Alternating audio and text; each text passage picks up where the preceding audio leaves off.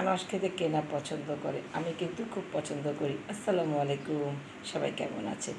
আনারসের জুস করব। আমার বাসায় মেয়েটা আবার আনারস একটু কম খায়, ভাবলাম জুস করে দিই, খাবে। চলুন জুসটা কীভাবে করব দেখাই। এই তো এখানে আনারস খোসা ছাড়িয়ে ছোটো ছোটো পিস করে নিয়েছি, কাঁচামরিচ কুচি করে নিয়েছি, ধনেপাতা নিয়েছি। এখন দিয়ে দিব হাফ চামচ পরিমাণ বিট লবণ। বিট লবণটা দিলে সুন্দর একটা ফ্লেভার আসবে। দিয়ে দিব সাধারণ লবণ। বাস এখন ব্লেন্ডার করে নিব। এই তো সব দেওয়া হয়ে গেছে, এখন ব্লেন্ডার করে নেব। অনেক ঘন দেখা যাচ্ছে। এই তো এখন পানি দিয়ে নিব। আগে আপনারা শুধু শুধু আনারসটা ব্লেন্ড করে নেবেন, তারপরে ঘনত্ব বুঝে পরিমাণ মতো পানি দিয়ে দিবেন। আমি এখন 1 গ্লাস পরিমাণ পানি দিয়ে দিব, বেশি দিব না, বাস হয়ে যাবে।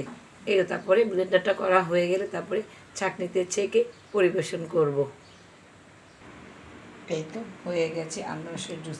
ভেবেছিলাম ছাঁকনিতে ছেঁকে নিব, কিন্তু ছাঁকা লাগছে না, এত সুন্দর ব্লেন্ড হয়ে গেছে, একদম মিহি।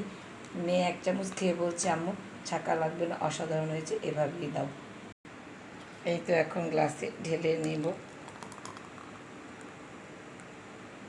ব্যাস হয়ে গেল আনারসের অসাধারণ জুস। আপনারা চাইলে প্রচণ্ড গরমে মেহমানদারিও করতে পারবেন। একটু ঘন বেশি মনে হলে কয়েক টুকরো বরফ দিয়ে দিবেন। বরফ দিয়ে পরিবেশন করলে অসাধারণ লাগবে আনারসের জুস। বিশেষ করে বাসায় যদি অসুস্থ কেউ থাকে, তাকে আপনি আনারসের জুসটা করে দিতে পারেন, খেয়ে অনেক তৃপ্তি পাবে। সাথে 1 পিস বরফ দিয়ে দিবেন, যেহেতু সে ঠান্ডা খেতে না চায়। অসাধারণ হয়েছে।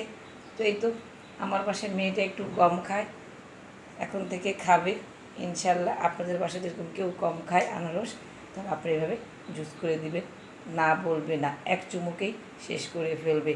তো অবশ্যই রেসিপিটা আপনারা বাসায় ট্রাই করবেন আর কমেন্ট করে আপুকে জানাবেন।